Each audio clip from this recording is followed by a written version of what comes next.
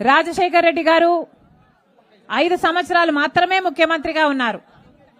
కానీ 5 సంవత్సరాలలో ప్రజలకు ఏమి కావాలి అని ప్రజల నాడి కనుక్కొని మరి పథకాలను రూపొందించి ఆ పథకాలను బ్రహ్మాండంగా అమలు చేశాడు రాజశేఖర్ రెడ్డి గారు. ఆరోగ్యశ్రీ అయితేనేమి, ఫీజు రీయింబర్స్మెంట్ అయితేనేమి, పావలా వడ్డీకే రుణాలు అయితేనేమి, లేక అమ్మ మీరు మాట్లాడకూడదు,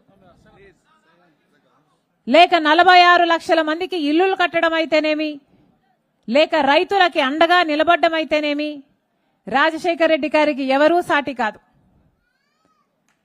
రైతులనైతే రాజులు చేసిన వాడు రాజశేఖర్ రెడ్డి గారు. రైతుల్ని నెత్తిన పెట్టుకున్నవాడు రాజశేఖర్ రెడ్డి గారు. అలాంటి రాజశేఖర్ రెడ్డి గారు ముఖ్యమంత్రిగా ఉన్నప్పుడు 20 ఏళ్ల క్రితం ఇదే బండ్లపల్లి గ్రామంలో రాజశేఖర్ రెడ్డి గారు, సోనియా గాంధీ గారు, అప్పటి కాంగ్రెస్ పార్టీ అధ్యక్షురాలు మన్మోహన్ సింగ్ గారు, అప్పుడు ప్రధానమంత్రి గారు అందరితో